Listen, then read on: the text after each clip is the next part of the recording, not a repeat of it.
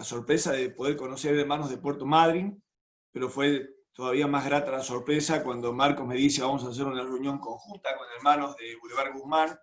Y bueno, ahí sí ya tengo algunos hermanos conocidos y entrañables, con quienes hemos compartido en algún momento algunas conferencias, y ver a hermanos que me han hospedado con tanto cariño, con tanto amor, realmente me llena de gratitud y gozo delante de Dios y también delante de ustedes. Quiero agradecer la confianza de poner en mis manos la responsabilidad de compartir una enseñanza de la palabra de Dios. Esta noche vamos a hablar de tiempo de crisis. Es una palabra que ya la venimos escuchando, es casi revenida todo este tiempo, pero creemos que puede ser muy útil mirar un pasaje en la palabra de Dios que nos pueda dejar enseñanzas precisas respecto a cómo debemos vivir o responder a la situación de crisis. En primer lugar, quiero decir que pertenezco en este momento a la Iglesia del Señor en San Luis, en el centro de San Luis. Hay 3 congregaciones de hermanos libres. La del centro era la única que había cuando yo vine a vivir acá. Dios me trajo desde Tucumán a los 20 años. En este caso no fue por estudio, como pasa con muchos de los jóvenes que interactúan entre vuestras iglesias y otras, sino buscando trabajo. Y bueno, Dios me concedió el poder conseguir trabajo. Además de trabajo me dio la iglesia, muy importante, un gran recurso de parte de Dios para sus hijos. Y bueno, trabajo, iglesia, después me dio la compañera, y con eso todas las demás cosas. Quiero decir que estoy trabajando en el pastorado junto a 4 hermanos más, de los cuales yo soy el más joven, y el más ancianito es don Daniel Martínez, que sigue trabajando con mucho amor, con mucha dedicación, aún con sus 85 años. Quiero decir que la iglesia en este momento ya puede tener desde hace 3 semanas reuniones presenciales, dado que no ha habido casos de COVID-19 en la población y por lo tanto no hay ningún tipo de contagio comunitario. Ya podemos trasladarnos, no tenemos problema de número de documento, circulamos todos los días, solamente con la obligatoriedad del tapabocas y mantener la distancia social. En la iglesia, si bien es cierto, somos 150 miembros, solamente podemos congregarnos 50 hermanos. Todos los protocolos que el Ministerio de Salud nos ha dado, entre ellos hacer un listado de todos los hermanos que concurren, con la idea de que en el caso de aparecer alguna situación del virus, se pueda hacer la trazabilidad de todas las personas que han estado congregadas. Así que bueno, tal vez esa sea en las ciudades de ustedes alguna próxima etapa, ¿no? Porque más o menos la cuarentena la van dividiendo así. Nosotros estamos en esta oportunidad ya con muchísimas más libertades, en función de que no ha habido casos. Por supuesto que si aparecen casos vamos a empezar a volver para atrás, como ha pasado con otras ciudades y países. Así que bueno, damos gracias a Dios de poder vernos. Quiero decirles que uno desea mucho ver a los hermanos, pero nosotros por el protocolo no nos podemos abrazar, no nos podemos besar, no nos podemos tocar. Entonces llegamos al culto, están los pisos demarcados con flechas, por donde se entra, por donde se sale, no podemos salir por el mismo lugar que entramos, para que no nos crucemos con el último banco desde atrás hacia adelante, con lo cual no nos podemos juntar, como siempre, en el fondo del salón para saludarnos y charlar. Así que nos tenemos que desconcentrar casi sin poder hablar entre nosotros. Por supuesto que estar en la casa de Dios ya tiene otro condimento, tiene otro gusto la reunión, pero sigue siendo con una situación estricta de protocolo a cumplir. Yo trabajo en una empresa de rubro plástico y yo no he tenido cuarentena, he tenido que trabajar casi todos los días. Estamos trabajando sábado, domingo, en este momento la planta está trabajando, porque fabricamos envases plásticos para alcohol en gel, para lavandinas, para artículos de limpieza y mucho también comestibles. Con lo cual nos han pedido desde el primer día no cortar la cadena alimentaria y todo lo demás, con lo cual estamos con más trabajo que antes. Gracias a Dios, dentro de tantas empresas que han sucumbido, que están a punto de sucumbir, nosotros estamos trabajando más que antes todavía. Así que bueno, eso hace que yo tenga que cuidarme mucho, porque a la empresa llegan los camioneros que vienen de Uruguay, de Chile, de Argentina, sobre todo Buenos Aires, y esto hace que tengamos que tener unos protocolos muy, muy estrictos para evitar contagio en el caso de que alguno de ellos sea portador, aunque sea pasivo, del COVID-19. La iglesia donde me congrego tiene una escuela cristiana también, con preprimaria, primaria, secundaria, y unos 65 alumnos del Gabinete de Educación Especial, chicos con capacidades diferentes, que son atendidos en un gabinete especial, muchos de los cuales ya están insertos en las aulas comunes con adaptación curricular. Así que tenemos un gran desafío ahí. Y ya que menciono la escuela, la dejo como el motivo de oración. Marcos me dice, bueno, ¿podés compartir algún motivo de oración? La Escuela Cristiana Evangélica de San Luis ha sido muy combatida por el clero desde el día en que quisimos firmar la oficialización del colegio, al punto tal que nos hicieron firmar la oficialización siempre y cuando renunciáramos a los derechos de la subvención. Entonces no podíamos tener una escuela cristiana clandestina. Así que nos encomendamos a la mano y la provisión de Dios y firmamos que íbamos a empezar con la escuela, con el sustento que Dios podía dar. Al punto que muchas maestras han trabajado ad honorem en mucho tiempo y de a poquito hemos ido pagando el 20% del sueldo, el 30%, el 40%, fuimos en función de la cantidad de alumnos que venían, fuimos pudiendo pagar y actualmente estamos pagando el 80% del sueldo, con lo cual todo el personal del colegio ofrenda el 20% de su salario. Así que bueno, si vamos a hablar de crisis, la escuela evangélica se ha caracterizado en estos 28 años de subsistencia de depender de la providencia divina. Y a través de hermanos de otras congregaciones, de iglesias de otros lugares, a través de algún subsidio y más todo el esfuerzo de los hermanos de acá de San Luis, la escuela está en pie y tiene un muy buen testimonio de propios y extraños, un muy buen nivel educativo, pero también podríamos decir, algunos la tienen en cuenta como una escuela correccional, porque cuando tienen sus hijos que ya no saben qué hacer, lo primero que hacen es decir, ¿por qué no lo mandamos a la escuela evangélica? Así que hemos tenido que poner un filtro importante, porque si no el colegio se nos llenaba de chicos con problemáticas muy severas. Entonces, entre esos filtros no recibimos repitentes, porque hemos tenido casos muy lamentables de chicos que no solo son repitentes, sino que son muy rebeldes, y además de esto, ya son mayores en edad, a veces 1 o 2 años más que el curso donde entran. Entonces nos revolucionan las aulas, traen problemas en la educación, etcétera, etcétera. Así que bueno, el motivo, hermanos, que les dejo es orar por la Escuela Cristiana Evangélica para que Dios siga haciendo provisión de la única parte más flaca que tiene la escuela, que es la parte económica, ¿sí? Que no la hemos podido resolver a través de todos estos años, sino ha sido con la provisión que Dios nos ha hecho. Así que bueno, sigo adelante con una pequeña reseña antes del mensaje. Quiero decir que estoy casado con Gladys Martínez, hija de don Daniel Martínez, y tenemos 2 hijos, Kevin de 25 años y Emily de 20 años. Kevin ya está conocido, así que ya hay alguna idea de que vamos a tener que ir comprando arroz para el año que viene. Así que si Dios quiere, los chicos van avanzando y formando sus nuevas familias, esos nuevos núcleos que se arman en el temor de Dios y por la misericordia de Dios en este tiempo. Seguimos orando por todos los jóvenes para que el Señor los libre de tomar decisiones equivocadas. Hermanos, oramos por nuestros hijos y los hijos de nuestros hermanos para que sean librados de todo engaño. ¿Me escuchan bien? Bien. Bueno, les dije que trabajo en una empresa rubro plástico. Empecé con 20 años, en el año 87, y he ido ascendiendo a través del tiempo. El Señor me ha ido consolidando dentro de la empresa, y la empresa, si bien cierto, está en Buenos Aires. En Buenos Aires tiene su filial acá en San Luis, es dentro de un grupo de 5 empresas. Altec, el grupo Altec tiene Altec San Luis, la parte o la empresa más grande del grupo. Y desde el 9 de diciembre del año pasado estoy como la máxima autoridad de la planta acá en San Luis. Así que doy gracias a Dios por su fidelidad y por confiar en mi testimonio y también en lo que yo puedo hacer y dar.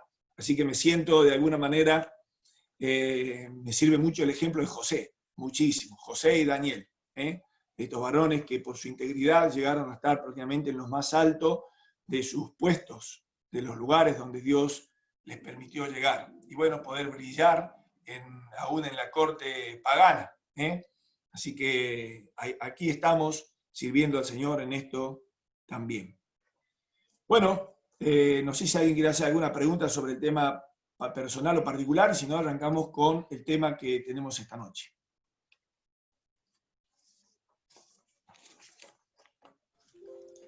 Arrancamos y después al final hacemos preguntas, ¿te parece? ¿De acuerdo? Bueno, vamos a la palabra de Dios. Segunda Crónicas, capítulo 20. Vamos a tener nuestra lectura acá.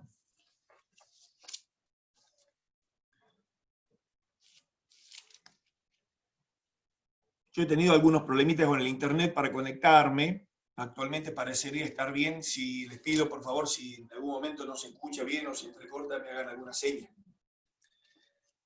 Segunda Crónicas, capítulo 20.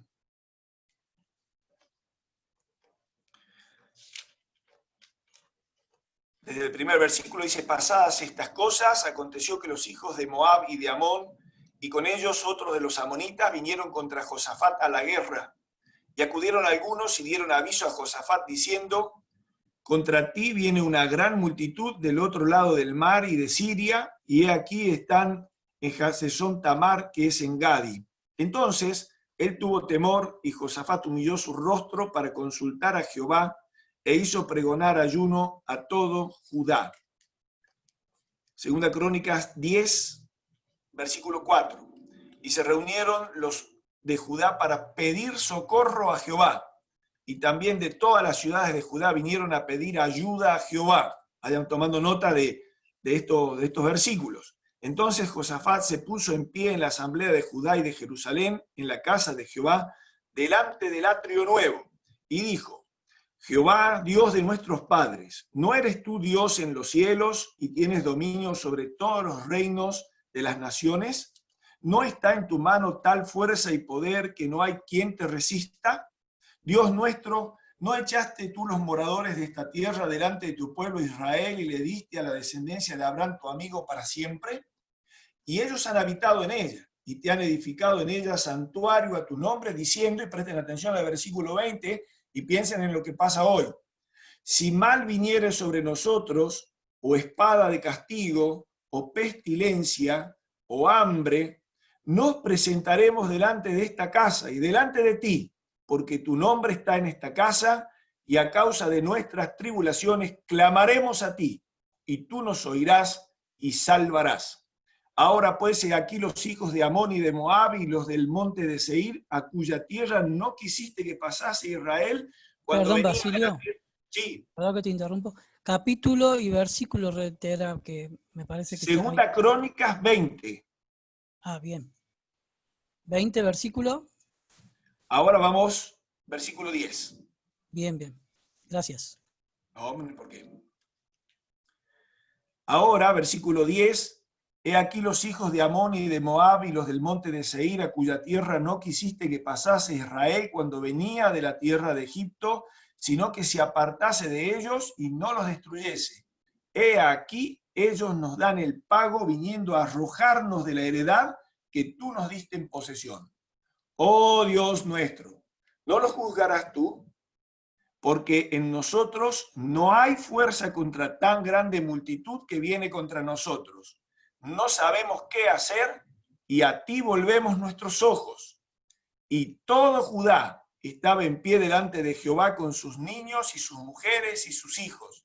Y estaba allí Jaasiel, hijo de Zacarías, hijo de Benaía, hijo de Jehiel, hijo de Matanías, levita de los hijos de Asaf, sobre el cual vino el Espíritu de Jehová en medio de la reunión. Y dijo: oíd Judá todo y vosotros moradores de Jerusalén, y tú, rey Josafat, Jehová os dice así: no temáis ni os amedrentéis delante de esta multitud tan grande, porque no es vuestra la guerra, sino de Dios. Mañana descenderéis contra ellos, he aquí que ellos subirán por la cuesta de Cis, y los hallaréis junto al arroyo, junto al desierto de Jeruel. Y no habrá para qué peleéis vosotros en este caso. Paraos, estad quietos, y ved la salvación de Jehová con vosotros. Oh Judá y Jerusalén, no temáis ni desmayéis, salid mañana contra ellos, porque Jehová estará con vosotros. Entonces Josafat se inclinó rostro a tierra, y asimismo todo Judá y los moradores de Jerusalén se postraron delante de Jehová y adoraron a Jehová. Y se levantaron los levitas de los hijos de Coa y de los hijos de Coré para alabar a Jehová, el Dios de Israel, con fuerte y alta voz. Y cuando se levantaron por la mañana, salieron al desierto de Tecoa. Y mientras ellos salían, Josafat, estando en pie, dijo: Oídme, Judá y moradores de Jerusalén, creed en Jehová vuestro Dios y estaréis seguros. Creed a sus profetas y seréis prosperados. Y ha habido consejo con el pueblo, puso a algunos que cantasen y alabasen a Jehová vestidos de ornamentos sagrados, mientras salía la gente armada y que dijesen: glorificad a Jehová, porque su misericordia es para siempre. Y cuando comenzaron a entonar cantos de alabanza, Jehová puso contra los hijos de Amón, de Moab y del monte de Seir las emboscadas de ellos mismos que venían contra Judá, y se mataron los unos a los otros, porque los hijos de Amón y Moab se levantaron contra los del monte de Seir para matarlos y destruirlos. Y cuando hubieron acabado con los del monte de Seir, cada cual ayudó a la destrucción de su compañero. Y luego que vino Judá a la torre del desierto, miraron hacia la multitud, y he aquí yacían ellos en tierra muertos, pues ninguno había escapado. Vinieron entonces Josafat. Lo dejamos, pasamos al versículo 27. Y todo Judá y los de Jerusalén, y Josafat a la cabeza de ellos, volvieron para regresar a Jerusalén gozosos, porque Jehová les había dado gozo, librándolos de sus enemigos. Y vinieron a Jerusalén con salterios y arpas y trompetas a la casa de Jehová. Y el pavor de Dios cayó sobre todos los reinos de aquella tierra cuando oyeron que Jehová había peleado contra los enemigos de Israel. Prestamos atención a este último versículo. Y el reino de Josafat tuvo paz, porque su Dios le dio paz por todas partes. Queridos hermanos, el pueblo de Israel se tuvo que enfrentar a una crisis muy grande, y lo hemos leído en el pasaje. Y cuando uno presta atención a cómo empieza relatando la historia, se da cuenta que si no hubiera sido por la ayuda de Dios, hubiera sido totalmente imposible e infructuoso todo esfuerzo del pueblo de Israel para salir victorioso frente a un enorme ejército que venía contra ellos. Cuando nosotros hablamos de crisis, tenemos que decir que existen crisis de todas clases. Vivimos en un país que es especialista en crisis, sobre todo lo económico. Pero bueno, lo económico trae muchas otras crisis también. En el pastorado muchas veces hemos tenido que ir a visitar familias que están pasando por crisis económicas y que hay mucho disgusto y a veces hasta mucha disputa dentro del hogar, aún entre los esposos. Pero cuando nosotros vamos al centro de la crisis, buscamos cuál es el meollo de la situación, normalmente encontramos que todo ha comenzado con un problema espiritual, de no haberle dado a Dios el lugar que correspondía, de haber entrado en la pandemia del materialismo, como el mundo vive, y terminó gastando más de lo que ganaba, y después vienen todas las demás cosas. Entonces viene crisis en el matrimonio, crisis en la familia, los chicos que pagan algunos platos rotos, y a veces ellos también son generadores de muchos gastos innecesarios y demás. Pero bueno, hay crisis que son dolorosas, hay crisis que son costosas. También hay crisis que llegan por sorpresa, pero tenemos que entender que el tema es cómo respondemos a la crisis. En crisis vamos a tener todos. Si yo le digo, levante la mano, ¿quién pasó por alguna crisis que no sea esta que estamos viviendo ahora? Y todos vamos a levantar la mano, porque todos hemos pasado por una o más crisis en nuestra vida. Ahora, si nosotros respondemos correctamente a la crisis, seguramente será de provecho. Si nosotros respondemos incorrectamente, posiblemente tenga un costo muy alto para pagar. Y si decimos que todos vamos a tener crisis en nuestra vida, lo importante es saber que cada crisis o en cada crisis hay una oportunidad. Yo trabajo en una empresa que es de capitales nacionales y hemos tenido la crisis de Alfonsín con la hiperinflación, hemos tenido después la salida de la convertibilidad con todo lo que eso implicaba en el 2001, 2002. Llegó un momento donde se pensó vender la compañía y demás, pero las buenas estrategias de los dueños ha hecho que la empresa vaya surtiendo los embates de las crisis. Entonces, cómo respondemos a la crisis es cómo nos va a ir después. Entonces, tenemos que aprender a mirar en cada crisis, hermanos, una oportunidad. En medio de esta pandemia hemos escuchado a mucha gente decir, bueno, ahora valoro mi familia, ahora valoro un abrazo, ahora valoro lo que es estar congregado en la iglesia. Pensar que antes, y bueno, me levantaba cansado un domingo, no me levantaba, no iba.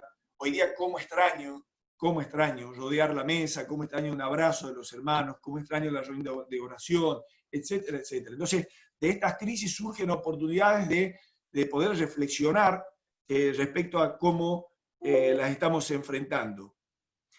La de la crisis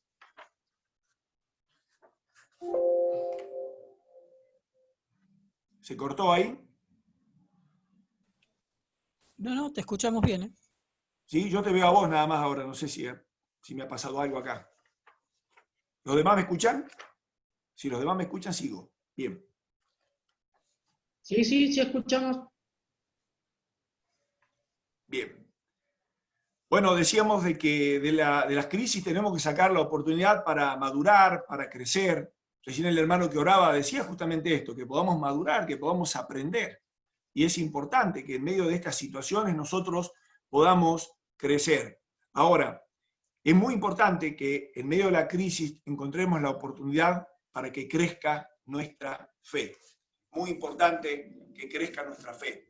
Ahora, podemos mirar qué significa la crisis. El diccionario dice simplemente situación dificultosa o complicada. Por eso cada vez que estamos en una situación decimos, estoy en una crisis, estoy pasando una crisis de esto, del otro. Algunos dicen, y sí, estoy pasando un momento complicado. Y esto hace que obviamente nosotros encontremos en la crisis una oportunidad para crecer. La crisis puede ser familiar, puede ser matrimonial, puede ser afectiva, puede ser de interrelación. Cuando hablamos de crisis familiar, hablamos de que a veces hasta tenemos que reconocer que nos ha tocado tener pérdidas de seres queridos. Y esto ha traído una crisis. Nosotros hemos tenido varios hermanos estos últimos años que han pasado a la presencia de Dios, y cuando visitamos las familias, una de las cosas que nos dice, nos cuesta mucho la ausencia, nos cuesta mucho el lugar vacío. Y bueno, estas son situaciones que tenemos que capitalizar para tomar las enseñanzas y gozarnos en el Señor que tenemos. Crisis financiera, económica, laboral, esta pandemia ha traído mucho de esto y no saben todavía las secuelas que va a haber.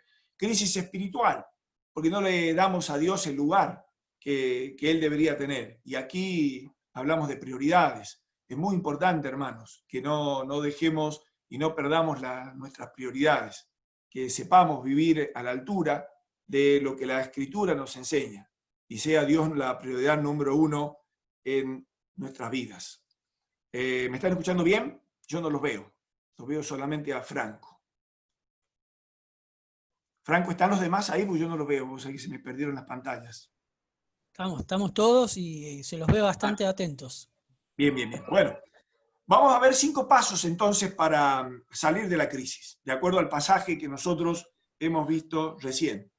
En primer lugar, versículo 12, dice la Escritura, oh Dios nuestro, no los juzgarás tú, porque en nosotros no hay fuerza contra tan grande multitud que viene contra nosotros. No sabemos qué hacer y a ti volvemos nuestros ojos. En primer lugar, para superar la crisis, tenemos que reconocer nuestras limitaciones. ¿Sí? Esto es muy importante. No depende de mí el poder salir adelante, me supera. Tenemos que aprender, hermanos. Lo que pasa es que a veces las crisis vienen y a veces las crisis las buscamos. Por ejemplo, a veces una crisis económica viene justamente porque no hacemos bien las cosas. Y yo he escuchado a personas que dicen, no, yo me he metido en esta, yo voy a salir de esta. Yo tengo que poder salir de esta. Y a veces nos enterramos más y a veces se nos complica más. Y a veces una crisis económica sigue a la crisis matrimonial y a veces hasta la separación. Y decimos, ¿por qué no haber pedido ayuda a Dios a tiempo? Entonces, frente a una crisis tenemos que reconocer nuestras limitaciones. El pueblo de Israel dijo, en nosotros no hay fuerza, no sabemos qué hacer. A veces necesitamos no entrar en la desesperación, ¿sí? no entrar a la depresión, porque muchas veces estos son los resultados que trae una crisis a la vida de los cristianos. También saber que van a venir mayores crisis. Por eso es importante aprender de la crisis actual, porque es probable que para adelante vengan crisis aún mayores. Y en la Biblia siempre vamos a encontrar lecciones de dependencia. Tenemos que entender que tenemos que aprender a depender del Señor. Esto es muy importante, hermanos, muy importante. Entonces, cuando yo aprendo a depender del Señor, entonces la crisis puede ser del tamaño que sea, pero yo tengo al Señor como el aliado principal, que es mi ayudador, es el que no me va a dejar en medio de la tormenta. En segundo lugar, versículo 12 al final, dice, no sabemos qué hacer y a ti volvemos nuestros ojos. ¿Sabe qué significa esto? Buscar al Señor. No solo reconocer nuestras limitaciones, sino buscar al Señor. Esto es fundamental en la vida de un cristiano. Tenemos que enfocarnos en Dios. En vez de mirar la crisis, miremos al Señor, hermanos. Porque Él está más allá. Él está por encima de cualquier crisis. Y si acaso Él la ha permitido en nuestra vida, acaso si Él la ha traído a nuestra vida, es porque evidentemente quiere sacar algo positivo de nuestra vida. Entonces, vamos a buscar al Señor. A ti volvemos nuestros rostros. ¿Sabe qué significa? Que estaban mirando para otro lado. Cuando ellos dicen a ti volvemos nuestros rostros es porque volvieron a mirar al que nunca habían tenido que dejar de mirar. Entonces, aquí tenemos una buena lección también. En vez de quejarnos, yo tengo Facebook, no tengo otra red social, pero a veces lamento ver hermanos que tengo como amigos en Facebook que critican mucho al gobierno, al anterior por el anterior, a este por este, a los que no hacen bien las cosas, al nuevo presidente porque no entiende que estas sean las medidas, etcétera, etcétera. En medio de la crisis tenemos que buscar al Señor. A ti volvemos nuestros ojos. Miren lo que dice el versículo 3. Entonces, está hablando de Josafat, él tuvo temor, y Josafat humilló su rostro para consultar a Jehová e hizo pregonar ayuno a todo Judá. Miren qué pasos, hermanos. Está la crisis, reconocemos nuestras limitaciones, buscamos a Dios, y acá hay 4 pasos muy importantes. Dice, humilló su rostro. Significa, hermano, nosotros debemos dejar la soberbia de pensar que si yo me metí en esta, yo tengo que salir.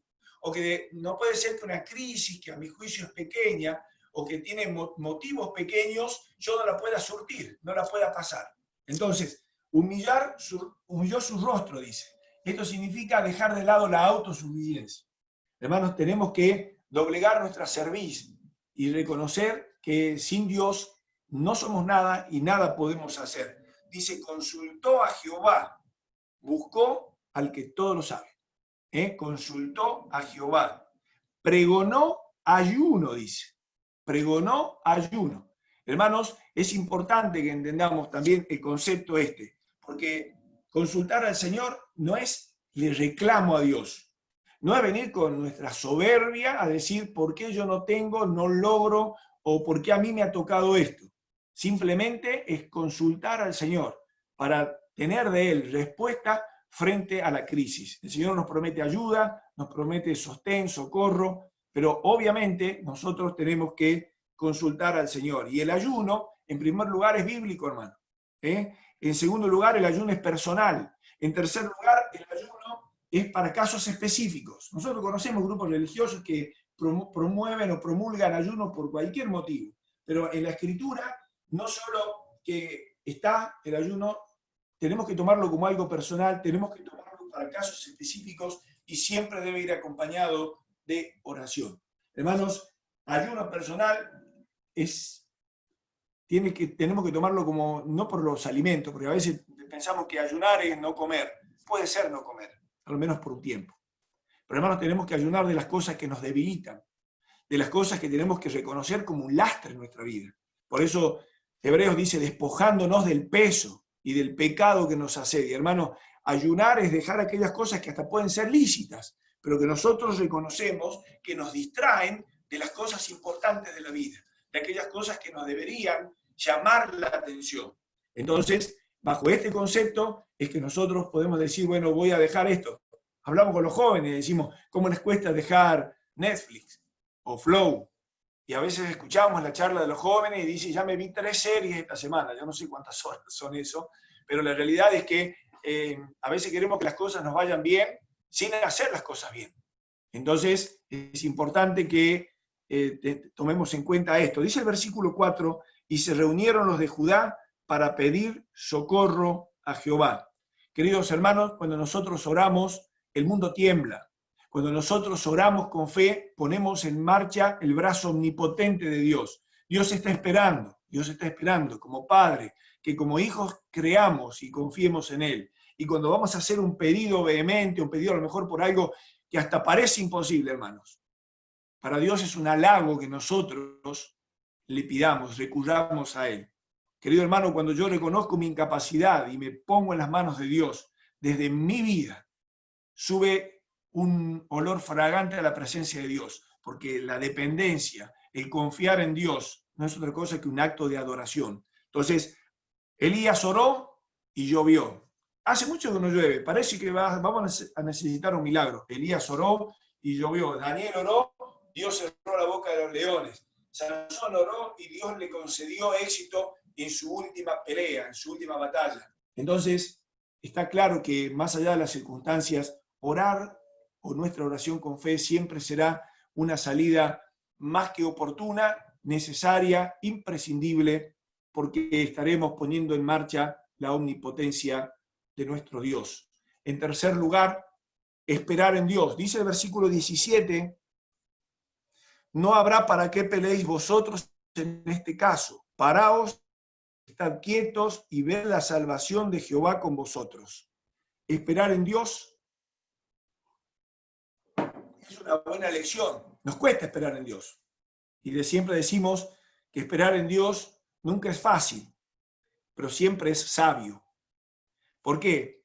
Porque Dios nunca está apurado, pero tampoco llega tarde.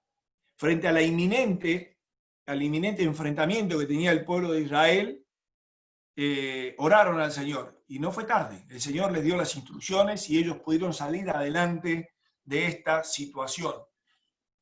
Dios no hace las cosas a las apuradas. Dios invierte muchos años en la vida de sus hijos. Y esto es una lección que tenemos que aprender, porque la escuela de Dios no es de 1, ni 2, ni 3 años, es de toda la vida.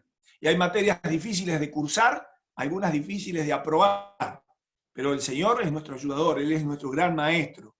Moisés necesitó 40 años de preparación antes de que Dios lo pudiera usar como el gran libertador de su pueblo. Los israelitas tuvieron que tener una escuela durísima durante 40 años en el desierto antes de poder llegar los descendientes a la tierra prometida. Ellos se olvidaron del maná, se olvidaron del agua en las rocas, se olvidaron que cruzaron como en seco el Mar Rojo y fabricaron un ídolo de oro. No solo que fabricaron, sino que dijeron, este es nuestro Dios. Hermanos, tengamos cuidado, porque a veces criticamos al pueblo de Israel, decimos, ¿cómo después de los actos portentosos de Dios, la ayuda de Dios, el poder de Dios manifestado en sus vidas y en el pueblo, cómo podían ellos darle las espaldas a Dios? Nosotros también lo solemos hacer. A nosotros también nos pasa, hermano. A veces nos enojamos con Dios y tenemos que entender que nunca el enojo es el camino para enfrentar una crisis. Hemos encontrado hermanos enojados en nuestro pastorado y hemos dicho, hermano, ¿qué le pasa? Lo notamos que no crece, lo notamos que no avanza, lo notamos que no crece en la comunión con los demás. Y dice, no, yo estoy enojado por esto, por lo otro. Hace 3 años, 5 años, hace 10 años que mantiene un enojo que se le ha hecho raíz de amargura. Y le preguntamos, hermanos, ¿qué provecho sacó usted del enojo? Y nos responden con silencio. Querido hermano, querida hermana, en el enojo no hay ningún provecho. Entonces, tenemos que esperar en Dios. Es clave.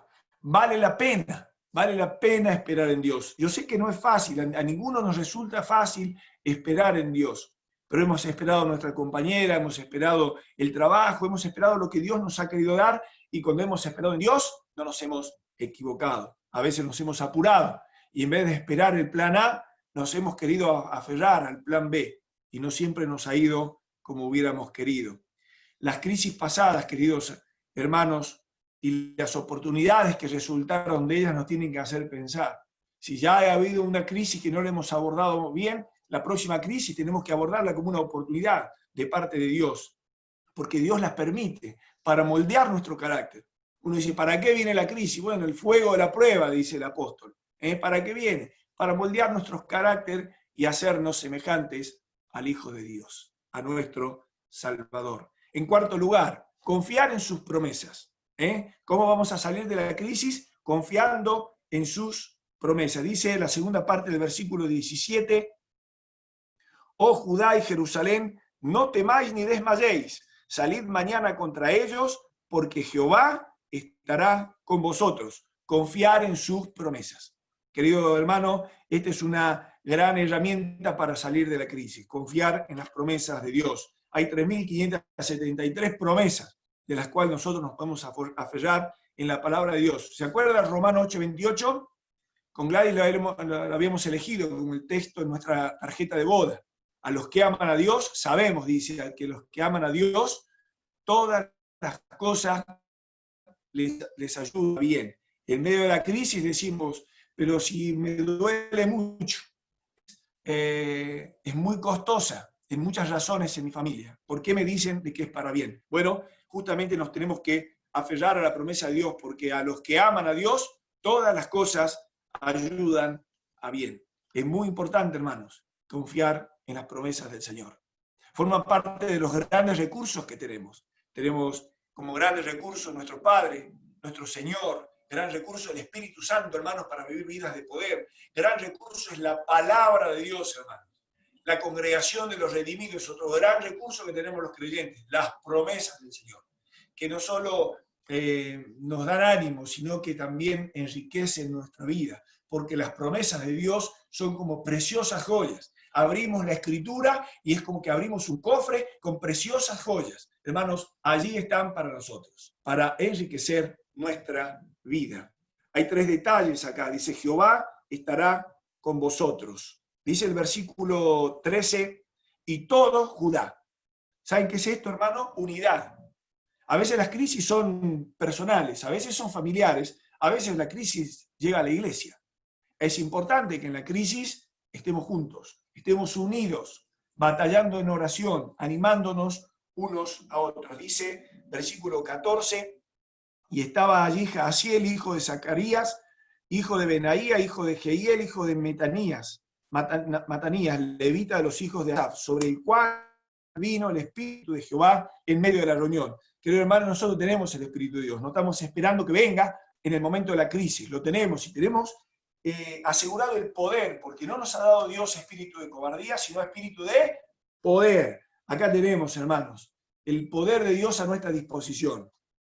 Podemos vivir vidas chatas, sí, vidas superficiales, también los creyentes podemos vivir así. ¿Por qué? Porque en vez de que el Espíritu Santo sea nuestro dueño, a veces es el inquilino, al cual buscamos o del cual esperamos alguna ayuda en algún momento particular. Queridos hermanos, tenemos que estar unidos, tenemos que confiar en el poder de Dios. Y dice el versículo 15, no temáis ni os amedrentéis delante de esta multitud tan grande, porque no es vuestra la guerra, sino de Dios. Aliento, hermanos, aliento. Todos en algún momento necesitamos aliento. Por eso es importante que nos alentemos unos a otros. Mi hermano está pasando por una crisis, está pasando por alguna situación compleja, hermanos. Los demás tenemos que alentar, los demás tenemos que estar, los demás tenemos que acompañar, porque hoy es mi hermano, mañana me toca a mí. A veces son varias familias de la congregación. Entonces, oramos, ¿no? Oramos por los pastores también que tenemos.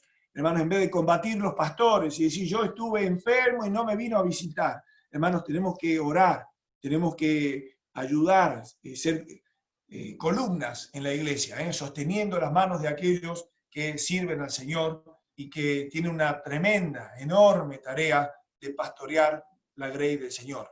Y en quinto lugar, glorificar el nombre de Dios. Dice el versículo 21, oídme Judá y moradores de Jerusalén, creed en Jehová vuestro Dios y estaréis seguros, creed a sus profetas y seréis prosperados. Y ha habido consejo con el pueblo, versículo 21, puso a algunos que cantasen y alabasen a Jehová, vestidos de ornamentos sagrados, mientras salía la gente armada, y que dijesen, glorificad a Jehová, porque su misericordia es para siempre.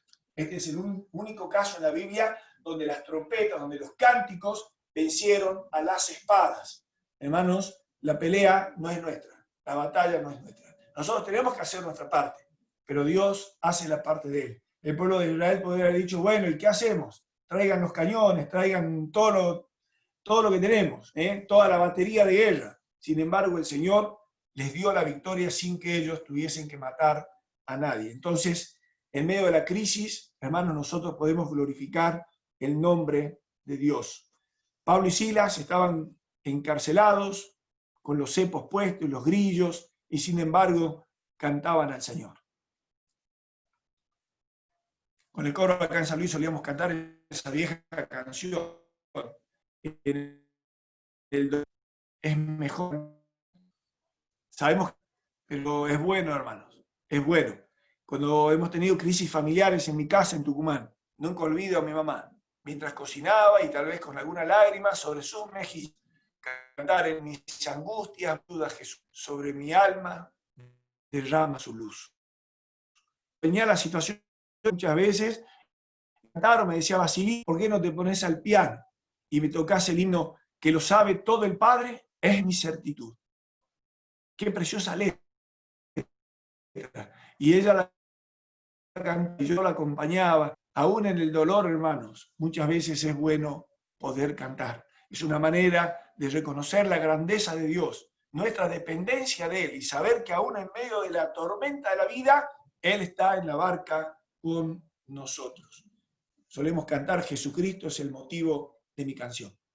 Él me amó, aunque yo no lo amaba y lo ofendía todo el tiempo, todos los días, Dios decidió amarme y Dios me buscó, tomando la iniciativa de salvación. Compartíamos con los hermanos el domingo pasado dónde estaríamos nosotros, ¿verdad? Si no hubiera sido por la gracia de Dios. Y hermanos, ahí estamos, en este tiempo, y tenemos hermanos complicados en la salud en la congregación. Algunos hermanos muy críticos. Y sin embargo, confiamos en el Señor, en la soberanía de Dios, que más allá de esta situación complicada, como es una crisis, a nosotros nos aguarda un enorme peso de gloria. Estar en la casa del Padre, que será nuestro hogar. Este Salvador que nos perdonó, no tenía por qué, simplemente quiso usar de su gracia. Hermanos, esa gracia de Dios que arranca en el trono de la gloria y que baja hasta el Calvario y nos alcanza y nos abraza y nos perdona. Hermanos, ¿qué más el Señor tiene que hacer por nosotros? ¿Verdad? Sin embargo, Él está dispuesto a hacer mucho más. Nos salvó de la condenación, nos hizo parte de su familia. Jesucristo dio su vida para salvar la mía. Entonces, en medio de la crisis, en vez de tener el lenguaje, necesitamos el lenguaje de la alabanza, hermano. Y tenemos que cantar y tenemos que reconocer la grandeza de Dios. Tenemos que demostrar gratitud, hermanos. Es muy importante ser agradecidos. ¿Por qué? Y sí, porque tenemos que dar gracia en todo. Pero por la prueba, pero no es poco lo que estoy pasando. No, me duele mucho. Nunca me pasó tener que sufrir lo que estoy sufriendo, hermanos. La gratitud es parte de nuestra acción a Dios, de nuestro reconocimiento a su soberanía sobre todas las cosas, las buenas y las no tan buenas. En medio de la crisis, hermano, mantenernos en oración. Yo te pregunto, ¿cuándo oramos más? ¿No es verdad que oramos más cuando llega la crisis? Cuando hay dolor, cuando hay separación, cuando hay enfermedad, cuando hay falta de trabajo. Entonces a veces tenemos que pensar, Dios mira cómo ha flaqueado nuestra vida de oración. Y cuando flaquea, hermanos, nuestra vida de oración, tenemos que esperar una crisis. Porque Dios sabe. Algunos dirían que somos hijos del rigor. Sí, en otras cosas se aplica. Pero Dios sabe que cuando nuestra fe flaquea, una crisis nos hace levantar los ojos y buscarlo de todo corazón. El Señor está dispuesto a reír tus risas y a llorar tus lágrimas, querido hermano, y las mías también. Entonces, entendamos que somos únicos delante de Dios y que Dios nos ha creado para gloria suya. En medio de toda esta situación, Dios espera que nosotros seamos para gloria suya, para alabanza de la gloria de su gracia. Hermanos, este es el motivo por el cual estamos aquí todavía. Y ya hablamos con los hermanos mayores y casi es una constante. Cada vez que le damos la palabra a los hermanos mayores de la congregación, dicen, el Señor viene pronto, el Señor está cerca. Es como que los hermanos mayores palpitan. Estamos más que nunca, por supuesto, en los últimos tiempos, pero ellos creen que ya falta poco para que el Señor nos levante de este suelo. Hermanos, es importante que podamos, entre tanto que estamos aquí, ser para la gloria de Dios. Dice el versículo 30, y el reino de Josafat tuvo paz, porque su Dios le dio paz por todas partes. En medio de la crisis, ¿qué hizo Josafat? Buscó a Dios. ¿Cuál fue el resultado final? Paz por todas partes. Hermanos, queremos tener paz. Paz en nuestra mente, paz en nuestro corazón, paz en nuestro hogar, paz en la congregación. Hermanos, tenemos que buscar a Dios siempre, todo el tiempo. Glorificar el nombre de Dios. Entonces, decimos, buscar a Dios es imprescindible en medio de las crisis. Ahora, tal vez entre todos los que me están escuchando haya alguien que no tiene a Cristo. Quiero decirte que tu primer gran crisis para cambiar de posición y poder recibir la ayuda de Dios es una crisis espiritual que tiene que llevar tu alma a quebrantar tu corazón delante de Dios. Al ser humano le cuesta mucho humillarse, pero ninguna persona alcanza el favor de Dios, el perdón de Dios, si primero no se quebranta delante de Dios. Diciendo que, en primer lugar, reconociendo sus pecados, que cada uno de nuestros pecados ha ofendido a Dios. En segundo lugar, arrepintiéndose de los pecados. Yo reconozco que he pecado. Me he topado con un hombre empresario muy mayor, que estaba muy cerca de la muerte con cáncer. Pertenecía a la empresa, era uno de los dueños de la empresa donde yo trabajo. Y la última charla que tuve con él en un café en Buenos Aires, le digo, ingeniero, le digo, si usted volviera a nacer, ¿haría lo mismo o usted se arrepiente de algunas cosas? Me dolió mucho la respuesta. Él dijo, volvería a hacer exactamente lo mismo que hice. Es muy triste que una persona haya ofendido a Dios toda su vida y no tenga la humildad de reconocer y pedir perdón. Hay personas que no necesitan haber recorrido tantos años para saber y reconocer que son pecadores y que han vivido de espaldas a Dios. Entonces, una oración de fe te pone cara a cara con Dios. Dios mío, reconozco que soy pecador y estoy arrepentido por mis pecados. Te pido perdón. ¿Cómo se arregla una ofensa? Pidiendo perdón. Es así en las relaciones humanas. Es así con Dios también. Yo lo hice a los 9 años. Ya era un pillo. Ya era un hijo desobediente. Ya tenía mis cosas. Y tuve la oportunidad, entre las tantas que Dios me dio, a los 9 años, un día, asustado por la muerte. Había fallecido una vecina de al lado, 6 años de leucemia. Yo dije, si pudo morir Mavi a los 6 años, puedo morir yo a los 9 también. Y tuve mi encuentro personal con Jesucristo y le pedí perdón. Es aceptar por fe a Jesucristo y recibirlo como Salvador personal. Es conocerlo a Dios en la dimensión salvadora de Dios. Y este Dios que me perdonó a mí, a mis hermanos y a millones de personas, querido amigo, querida amiga, te quiere perdonar también a ti esta noche. Humillarte delante de Dios tal vez suene crítico, suene algo que no estaba en tu vocabulario, en tus opciones, pero es efectivo. Recién dijimos que nosotros también debemos humillarnos delante de Dios para alcanzar su ayuda. Para alcanzar el perdón de Dios, tenemos que inclinar la cabeza y reconocer que somos pecadores. Aceptar a Jesucristo como Salvador. Dice la Biblia que la sangre de Jesucristo nos limpia de todo pecado. Queridos hermanos, queridos amigos, que la gracia del Señor sea con nosotros y esta palabra pueda ser efectiva en nuestra mente y en nuestro corazón para enfrentar las crisis de acuerdo a los lineamientos de Dios, de acuerdo a la palabra de Dios, y podamos tener paz para con Dios, y que la paz de Dios también gobierne nuestras mentes y nuestros corazones. Que Dios les bendiga, que Dios nos bendiga a todos. Amén. Amén. Muchas gracias, Basilio, por el consejo de Dios que nos trajiste. Y yo quisiera cerrar este tiempo con una canción breve que podamos tomarla como un suavizante a nuestros corazones en medio de la crisis. Que podamos prestar